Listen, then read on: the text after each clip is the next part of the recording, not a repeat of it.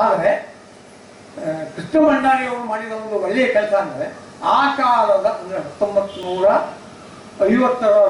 ದಶಕದಲ್ಲಿ 50ರ ದಶಕದಲ್ಲಿ ಇರುವಂತಹ ರಂಗದ ಕ್ರಮಗಳನ್ನೆಲ್ಲ ಕೆಲವು ಇದು ಮಾಡಿ ಸಂಗ್ರಹಿಸಿ ಅದನ್ನು ಹೀಗೇ ಮಾಡಬೇಕು, ಹೀಗೇ ಬಡಿಬೇಕು, ಅಪ್ರತಾಳವನ್ನು ಹೇಗೆ ಬಡಿಬೇಕು. ಅದಕ್ಕಿಂತ ಮುಖ್ಯವಾಗಿ ಕರ್ನಾಟಕ ಮೃದಂಗ ಮತ್ತು ತಬಲ ಮತ್ತು ಯಕ್ಷಗಾನದ ಮದ್ದಳೆ ಇವೆ ಎಲ್ಲಕ್ಕೂ ಒಂದೇ ಸ್ಥಾನ ಹೌದು. ಆದರೆ ಮದ್ದಳೆಯ ಕ್ರಮ ಯಕ್ಷಗಾನ ಮದ್ದಳೆಯದಲ್ಲ, ತಬಲೆಯ ಕ್ರಮ ಯಕ್ಷಗಾನ ಮದ್ದಳೆಯದಲ್ಲ. ಹಾಗೆ ಕರ್ನಾಟಕ ಮೃದಂಗಕ್ಕೂ ಅಲ್ಲ. ಯಾಕೆಂದರೆ ಕರ್ನಾಟಕ ಮೃದಂಗದಲ್ಲಿ ಎಂತಹ ಪೆಟ್ಟುಗಳಿದ್ದರೂ ಸಹ ಅದು ಕಚೇರಿಗೆ, ಸಂಗೀತ ಕಚೇರಿಗೆ ಹೊಂದುವ ರೀತಿಯಲ್ಲಿ ಸಣ್ಣದಾಗಿ ಬಾರಿಸ್ತಾ ತಕ್ಕಕಿತ ತರಿಕಿತ ಜಿಮ್ಮಿಕಿತ ತಕ್ಕಿತ ತಗಡ ತರಗಿತ ತಗಡ ಹೀಗೆ ಮಾಡ್ಬೋದ್ರೆ ತೋಮ್ ದೇವ್ ಹಿಂಗೆಲ್ಲ ಹೊಡೆದ್ರೆ ಸಂಗೀತ ಹಾಡೋರು ಮೊದಲೇ ಕಾನೂನು ನಾಳೆ ಮೊದಲು ನೀವು ಜಾಗ ಬಿಡುವಂಥದ್ದು ಆ ಪರಿಸ್ಥಿತಿ ಆಗ್ತದೆ. ಯಾಕೆಂದರೆ ಸಂಗೀತ ಹಾಡಿಗೆ ಸಂಬಂಧಪಟ್ಟಂಥ ಒಂದು ಇದಾದರೆ ಅಲ್ಲಿ ಸೂಕ್ಷ್ಮವಾದಂಥ ಇರಬೇಕು. ಯಕ್ಷಗಾನ ಆಟ ಆಡುವಿಕೆ ಎಂದು ಕೂಡಲೇ ಸ್ವಲ್ಪ ಇದೆ. ನಮ್ಮಲ್ಲಿ ಸಾಮಾನ್ಯವಾಗಿ ಆಟಕ್ಕೆ ಸಂಬಂಧಪಟ್ಟ ಒಂದು ಮಾತಿದೆ, ಆಟಕ್ಕೆ ಅಬ್ಬರ ತೋಟಕ್ಕೆ ಗೊಬ್ಬರ ಅಂತ. ಆಟಕ್ಕೆ ಅಬ್ಬರ ಬೇಕೇ ಬೇಕು, ಅದು ಮತ್ತು ಬಯಲಾಟ. ಇವತ್ತಿನ ಮಾಹಿತಿ ಎಲ್ಲ ಇದ್ದರೆ ಇಷ್ಟು ಅಬ್ಬರ ಯಕ್ಷಗಾನದಲ್ಲಿ ಬೆಳೆದು ಬರ್ತಿರ್ತಾ ಇಲ್ಲ.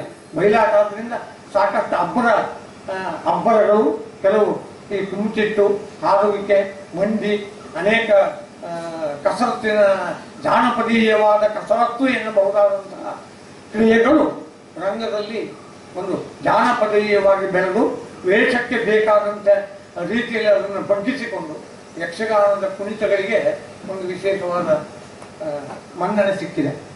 ಆದರೆ ಅದೇನಾಗಿದೆ ಅಂದರೆ ಇತ್ತೀಚೆ ಬರೀ ಕುಣಿತವೇ ಯಕ್ಷಗಾನ ಅಂತ ಆಗ್ಬಿಟ್ಟಿದೆ. ನಮ್ಮಲ್ಲಿ ಮೊದಲೇ ನಾವು ಸಣ್ಣ ಇರುವಾಗ ಹೇಳುವುದು ಏನಂದರೆ ಆಟ ಕುಣಿತದೆ ಅಂತ, ಕುಣಿಲಿಕ್ಕಾಗಿ ಆಟ. ಆದರೆ ಇಂದು ಹಾಗಲ್ಲ. ರಂಗಭೂಮಿಯ ಪ್ರಕಾರಗಳು ಬೆಳೆದಿದೆ. ಯಕ್ಷಗಾನ ರಂಗಭೂಮಿಯು ಅನೇಕ ಚಿಂತಕರ ಚಾವಡಿಯಲ್ಲಿ ಸಿಕ್ಕಿ ತನ್ನದೇ ಆದಂಥ ಒಂದು ಪರಿಷ್ಕೃತ ಧೋರಣೆಯನ್ನು ಕಂಡುಕೊಂಡಿತು.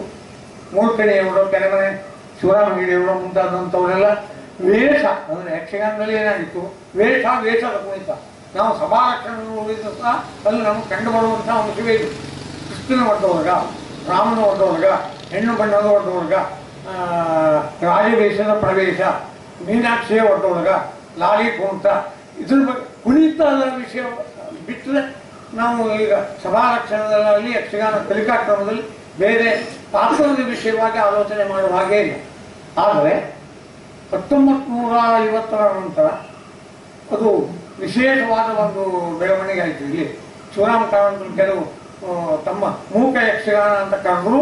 ಅದರಲ್ಲಿ ಕೆಲವು ಭಾವ, ಅಭಿನಯ ಇದಂತೆ ಇದು ಬೇಕು ಅಂತ ಅವರು ಒಪ್ಪಿಕೊಂಡು ನಮ್ಮ ಉತ್ತರ ಕನ್ನಡದಲ್ಲಿ 100 ವರ್ಷಗಳ ಹಿಂದೆ ಮೂರ್ಖಣಿಯವರ ಕಾಲ, ಅವರ ಹಿಂದಿನ ಕಾಲದಲ್ಲಿ ಇಲ್ಲಿ ಬಹುತೇಕ ವೆಂಕಪ್ಪಂಡರಿ ಉತ್ತರ ಕನ್ನಡದವರು ಬಹುತೇಕ ಯಾರೇ ಪಾತ್ರ ಮಾಡಲಿ ಆ ಪಾತ್ರದಂತ ಕಂಡುಕೊಳ್ತಾರೆ. ಪಾತ್ರ ಮಾಡಿದ್ರೆ ಬರೀ ಕುಣಿಯುವುದು, ಈ ಹೋಳಿ ಹುಣ್ಣಿಮೆಯಲ್ಲಿ ಯಕ್ಷಗಾನ ವೇಷ ಹಾಕೊಂಡು ಕುಣಿತಾರೆ. ಮಾತ್ರ ಪಾತ್ರ ಗೀತಾರೆ ಇಲ್ಲ, ಬರೀ ಕುಣಿಯದೆ. ಆದರೆ ಹೋಳಿ ಹುಣ್ಣಿಮೆಯನ್ನು ಮಾಡಿದ್ರೆ ಯಕ್ಷಗಾನ ರಂಗದ ಕಲಾವಿದರು ಅದೊಂದು ಪಾತ್ರ ಆಗಬೇಕು, ಬರೇ ವೇಷ ಆಗಬಾರ್ದು ಎನ್ನುವ ಪ್ರಯತ್ನವನ್ನು ಇಲ್ಲಿ ಬಹುತೇಕ ಸಭಾಯಿತರ ಕಾಲದಲ್ಲಿ ಅಂದರೆ ಇಲ್ಲಿ ಹಳದಿಪುರ ಅಗ್ರಹಾರದಲ್ಲಿ ಸಭಾಯಿತ ಮಂಡಲ ಅಂತಿದೆ. ಸಾಮಾನ್ಯ 200 ವರ್ಷಗಳ ಹಿಂದೆ ವಿಷ್ಣು ಸಭಾಯಿತ ಅಂತ ಒಬ್ಬರು ಕವಿಗಳಾಗಿ ಹೋಗಿದ್ದಾರೆ. ಸಹಸ್ರಕಂಠ ರಾವಣ ಕಾಳಗ, ಚಂದ್ರಹಾಸ ಚರಿತ್ರೆ, ಬಬ್ರುವಾಣ ಕಾಳಗ, ಏಕಾದಶಿ ಮಹಾತ್ಮೆ ಇತ್ಯಾದಿ ಅನೇಕ ಪ್ರಸಂಗಗಳನ್ನು ಬರೆದವರು ಅಂದರೆ 200 ವರ್ಷಗಳ ಹಿಂದೆ.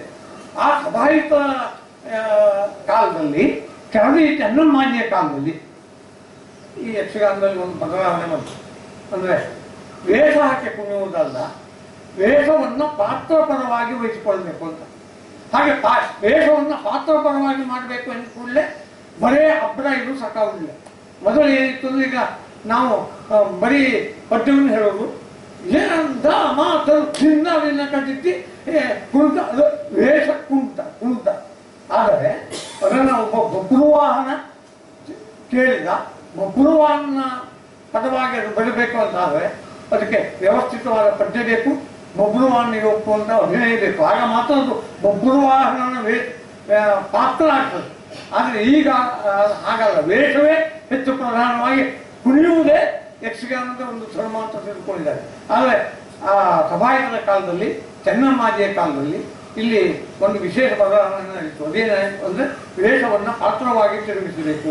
ಆದ್ದರಿಂದ ನೋಡಿನ ಎಲ್ಲಿವರೆಗೆ ಹೋದರೂ ನಮ್ಮ ಯಕ್ಷಗಾನ ವಲಯದಲ್ಲಿ ವೆಂಕಟೇಶರವರಿಗೆಲ್ಲ ಗೊತ್ತಿರಬೇಕು, ಕೆಲವು ಹಲವರಿಗೆ ಗೊತ್ತಿದೆ. ನಮ್ಮ ದಕ್ಷಿಣ ಕನ್ನಡದವರು ಕೂಡಲೇ ಉತ್ತರ ಕನ್ನಡದವರು ವಿಳಂಬಿತ ಯಾರರ್ಥ ಅಂತ ಹೇಳೋದು. ಆದರೆ ಬರೀ ವೇಷಕ್ಕಾದ್ರೆ ವೇಗ ಸಾಕಾಗ್ತದೆ, ಕುಣಿಲಿಕ್ಕೆ ವೇಗ ಸಾಕು, ತೈ ತೈ ತೈ ತೈ ಹಾಡಬೇಕು ಕೂಡ. ಆದರೆ ಭಾವಕ್ಕೆ ಬೇಕು ಅಂದರೆ ತೈ ತೈ ತೈ ತೈ ಅವನು ಯಾವ ಭಾವದಲ್ಲಿ ಮಾಡ್ತಾನೆ, ತಾಯಿ ಎದುರೇ ಮಾಡ್ತಾನ, ಅಪ್ಪನ ಎದುರೇ ಮಾಡ್ತಾನ, ರಾಜನ ಎದುರೇ ಮಾಡ್ತಾನೆ. ಇದನ್ನೆಲ್ಲ ಮೊದಲು ಮನದಾಗ ಅದಕ್ಕೆ ತೈ ತೈ ತೈ ತೈ ಎಂದು ಒಂದಾಗ್ತದೆ, ತಾಯಿ ಎದುರೇ ಮಾಡಿದಾಗ ಒಂದಾಗ್ತದೆ. ಇದೆ ಪಾತ್ರದ ವಿಷಯವೇ ಇಲ್ಲ, ಕುಣಿಯುವುದು ತೈ ತೈ ತೈ ತೈ ತೈ ತೈ ತೈ ತೈ ತಕ ಇದರಲ್ಲಿ ಬರ್ತಾರೆ. ಯಾರು ಅದನ್ನು ಪಾತ್ರ ತಿಳಿಸಬೇಕು ಎನ್ನುವಾಗ ಉತ್ತರ ಕನ್ನಡದಲ್ಲಿ ವಿಲಂಬಿತ ಬಂತು. ನಮ್ಮದು ವಿಲಂಬಿತ ಎನ್ನುವುದನ್ನು ನಾವು ಖಂಡಿತವಾಗಿ ಒಪ್ಪಿಕೊಳ್ಳೋಣ. ಅದು ನಮಗೆ ಹೆಮ್ಮೆಯ ವಿಷಯ. ಯಾಕೆಂದರೆ ನಾವು ಬರೀ ಪಾತ್ರವನ್ನು ವೇಷವನ್ನು ಮಾಡುವುದಿಲ್ಲ, ಪಾತ್ರವನ್ನು ಮಾಡ್ತೇವೆ ಅಂತ ಹೇಳಿದ್ರೆ ಈ ರಂಗಕ್ಕೊಂದು ಜೀವಂತಿಕೆ ಬರ್ತದೆ. ಗೊಂಬೆ ಹಾಕೋದು ವೇಷ ಹಂಗೆ ಬರೀ ವೇಷ ಕೊಡೋದು, ಗೊಂಬೆ ಕೊಡೋದಿದೆ ಸರಿ, ಇಲ್ಲಿ ಮನುಷ್ಯರು ಕುಣಿದಿದ್ದು ಸರಿ. ಗೊಂಬೆ ಹಾಕೋದ್ರಿಂದ ಯಕ್ಷಗಾನ ಬಂದಿದ್ದು. ಆದರೆ ನಾವು ಮನುಷ್ಯರಾಗಿ ಬೊಂಬೆ ಹಾಕೋದ್ರಿಂದ ಯಕ್ಷಗಾನವನ್ನು ತೆಗೆದುಕೊಂಡಾಗ ಅದರಲ್ಲಿ ಮಾನವೀಯತೆಯ ಒಂದು ಜೀವಂತಿಕೆಯನ್ನು ತುಂಬಬೇಕು ಅಂತಾದರೆ ಪಾತ್ರ ಭಾವ ಎನ್ನುವುದು ಮುಖ್ಯ ಆಗ್ತದೆ. ಹಾಗಾದಾಗ ಮಾತ್ರ ಅದು ನಾಟಕ ಮತ್ತು ಸಿನಿಮಾಗಳಿಗೆ ಯಕ್ಷಗಾನ ಸ್ಪರ್ಧೆಯನ್ನು ಕೊಡಲಿಕ್ಕೆ ಸಾಧ್ಯ ಆಗ್ತದೆ. ಅಂತಹ ಸಾಧ್ಯತೆಯನ್ನು ಕಂಡುಕೊಂಡಂತಹ ನಮ್ಮ ಉತ್ತರ ಕನ್ನಡದ ಹಿರಿಯ ಕಲಾವಿದರು, ಭಾಗವತರು ಎಲ್ಲ ಮಾಡಿದ ಕೆಲವು ಪ್ರಯತ್ನಗಳನ್ನು 1950ರ ಸುಮಾರಿಗೆ ಯಕ್ಷಗಾನ ಶಾಲೆಯನ್ನು ಮಾಡಿ ಅದರ ನಂತರ ಯಕ್ಷಗಾನಕ್ಕೊಂದು ಮಾದರಿಯ ಪುಸ್ತಕವನ್ನು ಕೊಡಬೇಕು ಅಂತ ಕೊಟ್ಟಿದ್ದಾರೆ. ಅದರಲ್ಲಿ 300 ಭಾಗವರೆಲ್ಲ ಬರೆದಿದ್ದಾರೆ. ಅದರಲ್ಲಿ ವೀತಿ ಶೀಗೆಯಲ್ಲಿಯವರು ಅಂತ ಈಗಿಲ್ಲ ಅವರು, ಅವರು ಆ ಪುಸ್ತಕದ ಬಂದು ಮಾತಿದೆ, ನೀವು ಓದಿದ್ರೆ ಗೊತ್ತಾಗ್ತದೆ. ಆ ಪುಸ್ತಕ ಓದಿ ನೋಡಿ. ಕಳೆದು ಹೋದ ಮಗ ಹೇಗಿದ್ದ, ಅವನ ರೂಪ ಹೇಗಿತ್ತು ಎನ್ನುವುದೇ ಮನವಿಯಾದ ಸಂದರ್ಭದಲ್ಲಿ ಮಗನನ್ನೇ ಎದುರು ತಂದು ನಿಲ್ಲಿಸಿದ ಹಾಗೆ ಕೃಷ್ಣ ಭಂಡಾರಿಯವರು ಈ ಕೃತಿಯನ್ನು ಇಟ್ಟಿದ್ದಾರೆ ಅಂತ ಹೇಳಿದ್ದಾರೆ. ಕೃಷ್ಣ ಭಂಡಾರಿಯವರ ಪ್ರಯತ್ನ ಕಾರಂತರಂತಹ ಜಾಗತಿಕ ತಜ್ಞರು, ಅಂದರೆ ಜಗತ್ತಿನ ರಂಗಭೂಮಿಯ ಅರಿವುಳ್ಳವರು ಯಕ್ಷಗಾನಕ್ಕೊಂದು ಪ್ರಯೋಗ ಬೇಕು ಅಂತ ಮೂಕ ಪ್ರಯೋಗ ಮಾಡುವ ಕಾಲದಲ್ಲಿ ಕೃಷ್ಣ ಭಂಡಾರಿಯವರು ಈ ಯಕ್ಷಗಾನಕ್ಕೆ ಬೇಕಾದ ಉತ್ತರ ಕನ್ನಡದ ಅನೇಕ ಅಂಶಗಳನ್ನು ಒಂದು ಸಂಗ್ರಹಾಲಯದ ಹಾಗೆ ನಮ್ಮ ಎದುರಿಗೆ ಇಟ್ಟಿದ್ದಾರೆ. ಅಂದರೆ ಅವರು ನಮಗೆ ಈ ವಿಶ್ವ ರಂಗಭೂಮಿಯ ದಿವಸ ಅಂತೂ ಖಂಡಿತ ಸ್ಮರಿಸಿಕೊಳ್ಳಲೇಬೇಕಾದದ್ದು. ಆ ದೃಷ್ಟಿಯಿಂದ ನಾನು ಆ ಪುಸ್ತಕವನ್ನು ಬಿಡುಗಡೆ ಮಾಡಿದಾಗ ವಿಠಲ್ ಭಂಡಾರಿಯವರಿಗೆ ಹೇಳಿದೆ, ಇದು ಬರೀ ಭಾಷಣ, ಗೋಷ್ಠಿ, ಚರ್ಚೆ ವಿಚರ್ಚೆಗಳಿಂದ ತೀರ್ಮಾನ ಆಗುವಂಥ ಇದಲ್ಲ. ಇದನ್ನು ಅಲ್ಲಲ್ಲಿ ಕೆಲವು ಹಳ್ಳಿಗಳಲ್ಲಿ ಹಳೆಯ ಯಕ್ಷಗಾನ ಹೇಗಿತ್ತು ಅಂತ ನಾವು ಮತ್ತೆ ಮದ್ದಳೆಯ ಬಗ್ಗೆ ಈಗ ಯಕ್ಷಗಾನ ಕಲಿಸುವ ಪುಸ್ತಕಗಳು ಬೇಕಾದಷ್ಟಿದ್ದಾವೆ. 10th ಯಕ್ಷಗಾನ ಕಲಿಸುವ ಒಂದು ಪುಸ್ತಕವನ್ನು ಬರೆದವರಿದ್ದಾರೆ. ಬಡಗಿನಲ್ಲಿಯೂ ನೀಲಾವರಂ, ರಾಮಕೃಷ್ಣಯ್ಯ, ಉಪ್ಪೂರು ಭಾಗವತರು ಮುಂತಾದವರಲ್ಲೇ ಯಕ್ಷಗಾನ ಕೈಪಿಡಿ ಅಂತೆಲ್ಲ ಬರೆದಿದ್ದಾರೆ. ಆ ಪುಸ್ತಕವನ್ನು ಇಟ್ಕೊಂಡು ನೋಡಿ, ಅದರಲ್ಲಿ ಮೃದಂಗದ ಬಗ್ಗೆ ಒಂದು ಶಬ್ದವೂ ಇಲ್ಲ. ಈ ಯಕ್ಷಗಾನಕ್ಕೆ ತಾಳಮದ್ದಲೆ ಎರಡೇ ಮುಖ್ಯ. ತಾಳಮದ್ದಲೆ ಇಲ್ಲದೆ ಇದ್ರೆ ಯಕ್ಷಗಾನ ಬರ್ತಾನೆ ಇರಲಿಲ್ಲ. ಯಕ್ಷಗಾನ ಪದ್ಯಗಳನ್ನು ಹಾಡಬೇಕು ಎನ್ನುವಾಗ ಏನ್ ಮಾಡಿದ್ರು ಅಂದ್ರೆ ಡೋಲು ತೊಂದರೆ ಆಗ್ತದೆಯಾ, ಯಕ್ಷಗಾನ ಪದವನ್ನು ಹೇಳೋದು ಎಲ್ಲವೋ ಪ್ರಾರ್ಥನೆ ಕೇಳಿ ತುಪ್ಪು ತುಪ್ಪು ತುಪ್ಪು ಡೋಲು ಬರೋದು, ಕೇಳೋರು ಪದ ಕೇಳ್ತಾರೆ, ಇನ್ನು ಮಾಡ್ಲಿಕ್ಕೆ ಅದಕ್ಕೆ ಮದ್ದಳೆ ಅಂತ ಒಂದು ವಾದನ ಪದ್ಯ ಕೇಳಲಿಕ್ಕೆ ಅನುಕೂಲ ಆಗ್ತದೆ ಅಂತ ಯಾವಾಗ ಯಕ್ಷಗಾನ ಪ್ರಚಾರಕ್ಕೆ ಬರುವಾಗಲೇ ಅನುಕೂಲ ಇದಾಗಿದೆ. ಅದನ್ನು ಮೊದಲು ಯಕ್ಷಗಾನವನ್ನು ತಾಳಮದ್ದಲೆ ಹಾಡುವಂತ ಕರೀತಿದ್ರು. ಚಂಡಿ ಬಂದಕ್ಕೂ ಈಗೊಂದು 150 ವರ್ಷಗಳ ಈಚೆ ಮದ್ದಲೆ ಯಾವಾಗಲಿಂದಲೂ ಇರುವಂತಹ ಒಂದು ವಾದ ಯಕ್ಷಗಾನದಲ್ಲಿ. ಮತ್ತೆ ಯಕ್ಷಗಾನಕ್ಕೆ ತಾಳಮದ್ದಲೆ ಮೊದಲನೆಯ ರೂಪ. ತಾಳಮದ್ದಲೆ ಹಾಡು ಅಂತ ಕರೆಸ್ಕೊಂಡೇ ಯಕ್ಷಗಾನ ಹಾಡುಗಳು ಬಂದಿದೆ. ಆ ನಂತರ ಯಕ್ಷಗಾನ ಹಾಡಿಗೆ ವಿವರಣೆಯನ್ನು ಕೊಡುವುದು ಶುರು ಮಾಡುವುದು. ಆವಾಗ ಕೇಳುವುದಲ್ಲೇ ಅಂತ ಆದ್ರು ಹೀಗೆ ವಿವರಣೆ ಕೊಡುವುದರ ಬದಲು ಆ ಪ್ರಸಂಗದಲ್ಲಿ ಧರ್ಮರಾಜ, ದ್ರೌಪದಿ ಎಲ್ಲ ಹೆಸರು ಬರ್ತದಲ್ಲ, ಅಥವಾ ಒಬ್ಬೊಬ್ಬರು ಮಾಡ್ಕೊಂಡು ಹೇಳಿದ್ರೆ ಸುರ ಆಗುವುದಿಲ್ಲ ಬಂತು. ಆಗ ಯಕ್ಷಗಾನ ತಾಳಮದ್ದಲೆ ಮಾತುಗಾರಿಕೆ ರಂಗ ಮೊದಲು ಬೆಳೆದು ಬಂತು. ಅದನ್ನು ನೋಡುವಾಗ ಅದು ಬೊಂಬೆ ಆಟದವರಿಗೆ ಆಕರ್ಷಣೆ ಅಂತ ಕಾಣ್ತು. ಮೊದಲು ಬೊಂಬೆ ಆಟವಾಗಿ ಬಂತು. ಮೊದಲು ಬೊಂಬೆ ಆಟವಾಗಿ ಬಂದಿದೆ ಎನ್ನುವುದಕ್ಕೊಂದು ಉದಾಹರಣೆ ಅಂದರೆ ಯಕ್ಷಗಾನದಲ್ಲಿ ಒಂದೇ ಎತ್ತುಗಡೆ ಮುಕ್ತಾಯ ಅಂತಿದ್ದು. ಜಗತ್ತಿನ ಯಾವ ನಾಟ್ಯ ಪ್ರಕಾರದಲ್ಲಿಲ್ಲ, ಭಜನೆಯಲ್ಲಿಯೂ ಇಲ್ಲ. ಭಜನೆಯಲ್ಲಿ ಎತ್ತುಗಡೆ ಅಂತಿದ್ಯಾ, ಮುಕ್ತಾಯ ಒಂದಿದೆ. ದಬ್ಬ ದಬ್ಬ ದಬ್ಬ ದಬ್ಬ ಹಿಂಗೆ ಮಾಡಿದ ಒಂದು ಮುಕ್ತಾಯ ಅಂತಿದೆ. ಎತ್ತುಗಡೆ ಅಂತಿದ್ಯಾ, ಚಿಂತ್ಯಾಗ ಮಾಡತಿದ್ದಿಸಿದ ಹೊಂಟೆ ಹೊರತು ಚಿಂತ್ಯಾಗ ಮಾಡುತ್ತಿದ್ದು ತಾಕು ತರಿಕೆಟ ಹೇಳ್ತಾರೆ, ಭಜನೆಯಲ್ಲಿ ಇಲ್ಲ. ಅಲ್ಲೇ ಯಕ್ಷಗಾನದಲ್ಲಿ ಹಾಗೆ ಮಾಡ್ತಾರೆ. ಯಾಕೆ ಅಂತ ಕೇಳಿದರೆ, ಬೊಂಬೆ ಆಡೋದ್ರಲ್ಲಿ ಮೊದಲು ಯಕ್ಷಗಾನ ತಗೊಂಡ ಅನಿವಾರ್ಯವಾಗಿ ಮಾಡಲೇಬೇಕಾಗಿ. ಬೊಂಬೆಗೆ ಜೀವಂತಿಕೆ ಇರುವುದಿಲ್ಲ. ಅರಸಿ ನೀವು ಸುಮ್ಮನೆ ಮಣ್ಣಬಲ್ಲ ಬೇಡವೇ ಸರಸದ ಮೃಗಬಲ್ಲ ಹೋಳಿ ನೀವು ಮಾಡ್ಬಿಟ್ರೆ ಒಂದು ಬೊಂಬೆ ಮುಖದಲ್ಲಿ ಬೊಂಬೆಗೆ ಜೀವ ಇಲ್ಲದೆ ಇರುವುದರಿಂದ ನಾವು ರಚನೆ ಮಾಡಿರ್ತಂತ ಒಂದು ಸ್ಥಿತಿಯಲ್ಲಿ ಹೋಗಿ ಇದನ್ನು ಯಾರು ನೋಡ್ತಾರೆ? ಬೊಂಬೆ ಆಟ ಹೋಗುವವರು ಯಾರು ನೋಡ್ತಾರೆ? ಇದನ್ನ ಒಂದು ಬೊಂಬೆ ಸಹಜವಾಗಿ ಯಂತ್ರಗಳಿಗೆ ಚಲನೆ ಮಾಡಿದರೆ ಇಷ್ಟು ದೊಡ್ಡ ಬಯಲಿನಲ್ಲಿ ಕೂಡುವಂಥ ಪ್ರೇಕ್ಷಕರಿಗೆ ಇದಾಗುವುದಿಲ್ಲ. ಆಗ ಏನು ಮಾಡುದು, ಬೊಂಬೆ ಆಟವನ್ನು ಬುದ್ಧಿವಂತಿಕೆ ಮಾಡುದು. ಬೊಂಬೆ ಆಟವೂ ಆಗಬೇಕು, ಈ ಕಥೆಯನ್ನು ಜನ ಕೇಳಬೇಕು. ಯಾಕಂದ್ರೆ ಕಥೆ ಪದ್ಯ ಹೇಳುವವರೇ ಅವರೇ ಮಾತಾಡ್ತಾರೆ. ಬೊಂಬೆ ಆಡೋದು ಬೊಂಬೆ ಏನು ಮಾಡಿದ್ರೆ ಬೊಂಬೆ ಕುಣಿಸೋದಕ್ಕೆ ಕೆಲವು ಬೇಕಾದ ಇದನ್ನು ಇಟ್ಕೊಂಡು ಸಾಲಿನ ಬೊಂಬೆಗಳು ಇದ್ದಾವೆ, ನುಗ್ಗಲಿನ ಬೊಂಬೆಗಳು ಇದ್ದಾವೆ. ಅದನ್ನು ಕೈ ಸೇರಿಸ್ಕೊಂಡು ಹೀಗೆ ಕುಣಿಸ್ತಾರೆ. ಹೀಗೆ ಕುಣಿಸುವಾಗ ಅವರು ಏನು ಬುದ್ಧಿವಂತಿಕೆ ಮಾಡೋದು ಅಂದರೆ, ನೋಡುವವರಿಗೆ ಆಕರ್ಷಣೆ ಆಗಬೇಕು. ಬೊಂಬೆ ಕುಣಿದಾವೆ ಅಂತ ಆಗ್ಬೇಕು. ಇಲ್ಲದೇ ಇದ್ರೆ ಬೊಂಬೆ ಆಗಕ್ಕೆ ಜನ ಯಾರು ಬರ್ತಾರೆ. ಆದ್ದರಿಂದ ಅರಸಿ ನೀ ಸುಮ್ಮನೆ ಭ್ರಮೆಗೊಳ್ಳೆ ಬರೇ ಭಾವನದಲ್ಲಿ ಕಾಣಿಸ್ಲಿಕ್ಕೆ ಆಗುದಿಲ್ಲ. ಅರಸಿ ನೀ ಸುಮ್ಮನೆ ತಕ್ಕು ತಗಿತ ತಗಿನ ಸದಿನ ಅಂತ ಹೀಗೆ ಬೊಂಬೆ ಹಾಗೆ ಕುಣಿದೆಲ್ಲ ಮಾಡ್ತಾರೆ. ಅದನ್ನು ನೋಡ್ತಾರೆ. ಬೊಂಬೆ ಹಾಗೆ ಕುಣಿದು ಎಲ್ಲ ಮಾಡ್ತಾ ಇಲ್ಲ, ಬೊಂಬೆಯನ್ನು ನೋಡುದು. ಅದ್ರ ನಂತರ ಆ ಪದಕ್ಕೆ ಅರ್ಥ ಹೇಳಿದ್ರು, ಕಥೆ ಹೇಳಿದ್ರು. ಬೊಂಬೆ ಆಟ ಅಂತ ಪದ ಆಯ್ತು. ಬೊಂಬೆ ಆಟದಿಂದ ಮನುಷ್ಯರಿಗೆ ಬಂದ ಮೇಲೆ ಬಹುತೇಕ ಕೆಲವು ಪ್ರದೇಶದವರು ಬೊಂಬೆ ಹಾಗೆ ಮಾಡಿದ್ದಾರೆ ಅಂತ ಪರಿಗಣಿಸ್ತಾರೆ. ದಕ್ಷಿಣ ಕನ್ನಡ ಕೆಲವು ಕುಂತಗಳನ್ನು ನೋಡಿ ನೀವು ಹೊರಗಡೆಯನ್ನು ಹೀಗೆ ಕಟ್ಕೊಂಡಿರ್ತಾರೆ, ಕೈಗೆ ಬಂದರೆ ತಲೆ ಇದು ತಿರ್ಸುವುದು, ಹೀಗೆ ಮಾಡೋದು, ಹೀಗೆ ಇದು ಬೊಂಬೆ ಆಟದಿಂದ ಬಂದಿದ್ದು ಎನ್ನುವುದಕ್ಕೆ ಮನುಷ್ಯರು ಮೊದಲು ಶುರು ಮಾಡಿದ್ರು ಎನ್ನುವುದು ಸ್ಪಷ್ಟವಾದಂತಹ ಆಧಾರ. ಆ ನಂತರದಲ್ಲಿ ಅದನ್ನ ಭಾವಕ್ಕೆ ಅಭಿನಯಕ್ಕೆ ಎಲ್ಲ ಅಳವಡಿಸುವಲ್ಲಿ ಉತ್ತರ ಕನ್ನಡದ ಕಲಾವಿದರು ಹೆಚ್ಚು ಕೆಲಸ ಮಾಡಿದ್ದಾರೆ. ಕೆಳಗಡೆ ಶಿವರಾಮೇಡವರು ಇರ್ಬೋದು, ದೇವರಾಜರು, ಇವತ್ತಿಗೆ ನಮ್ಮ ಜಲವಳ್ಳಿ ವೆಂಕಟೇಶ್ವರವರು ಇರ್ಬೋದು. ಹೆಚ್ಚು ಕುಣಿತಾರೋ ಬಿಡ್ತಾರೋ ಗೊತ್ತಿಲ್ಲ, ಆದರೆ ಭಾವದಿಂದಲೇ ಅದನ್ನು ಮಾಡಿದ್ರು. ನಾಟಕ ಬಂದ ಆ ಕಾಲದಲ್ಲಿ ಭಾವ ಎನ್ನುವುದು ಯಕ್ಷಗಾನಕ್ಕೆ ಬರದೇ ಇದ್ದರೆ ಈ ನಮ್ಮ ಯಕ್ಷಗಾನ ಎನ್ನುವುದು ಇವತ್ತು ಮೂಡಲ ಪಾಯ್ದಾಟ, ಮತ್ತೊಂದು ಆಟ ಪಾರಿಜಾತ ಆಟ ಅಂತ ವರ್ಷ ಕೆಲವಲ್ಲಿ ಒಂದು 400 ಆಟ ಆಡುವಂಥ ಒಂದು ಪದ್ಧತಿಯ ರಂಗಭೂಮಿಗಳಿದ್ದಾವಲ್ಲ, ಅಷ್ಟೇ ಸ್ಥಿತಿಗೆ ಯಕ್ಷಗಾನಕ್ಕೆ ಆಗ್ತಿತ್ತು. ಆದರೆ ನಾಟಕ ಬಂದ ತಕ್ಷಣ ಕೆರೆಮನೆ ಶಿವರಾಮೇಶ್ವರಂತವ್ರ, ಈಗ ದೇವರಾಜರಂತವ್ರ ನಾಟಕಕ್ಕೆ ನಾವು ಯಕ್ಷಗಾನವನ್ನು ಕೊಡಬೇಕಂದ್ರೆ ಭಾವಪೂರ್ಣವಾದ ಅಭಿನಯವನ್ನು ಕೊಡಬೇಕು ಅಂತ ಆಯ್ತು.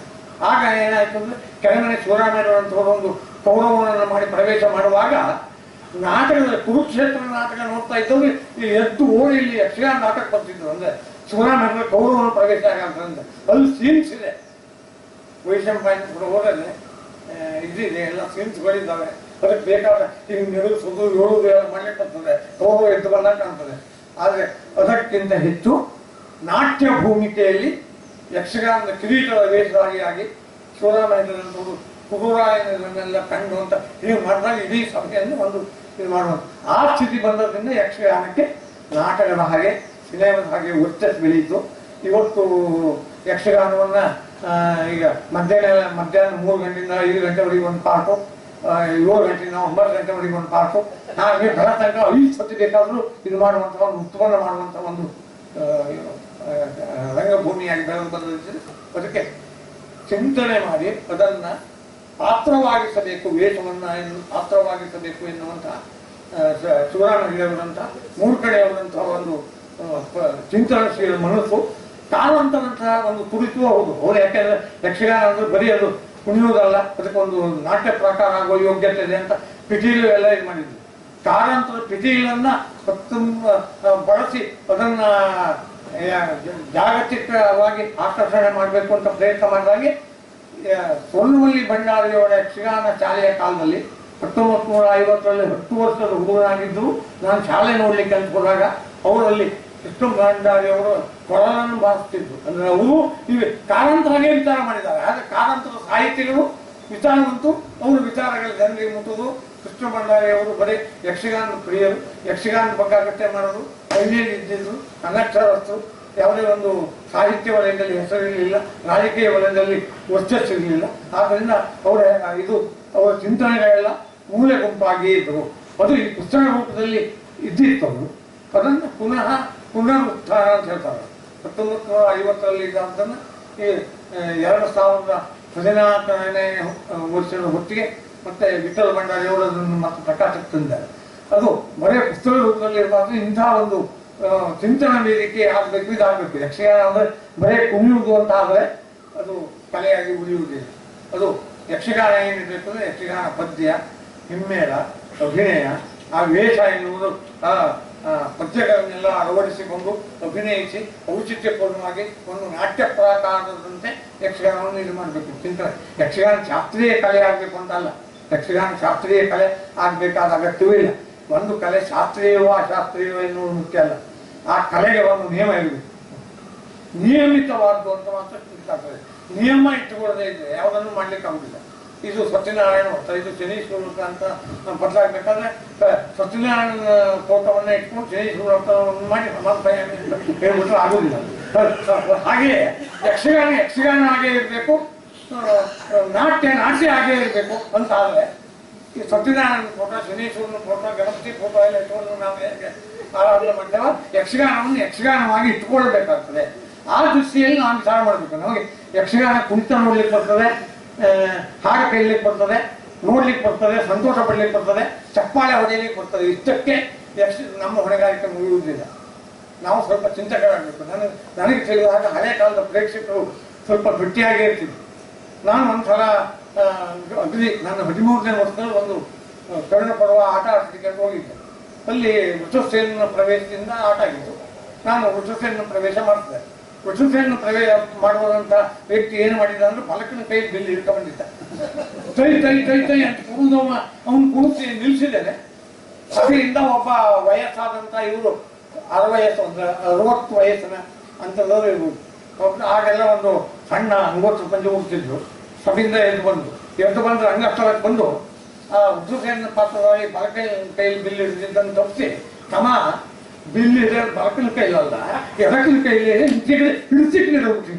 ಅಂತಹ ಪ್ರೇಕ್ಷಕರೇನಾದ್ರು ಇದ್ದಿದ್ರು ಯಕ್ಷಗಾನ ರಂಗದಲ್ಲಿ ಅವಾಸ್ತವಗಳು ಹೆಚ್ಚು ನಡೆಸ್ತಿರ್ಲಿಲ್ಲ ಅಂತ ಅಂತಹ ಒಂದು ಗಟ್ಟಿ ಕಳಕಳಿಬೇಕು ಕಲೆ ಬಂದು.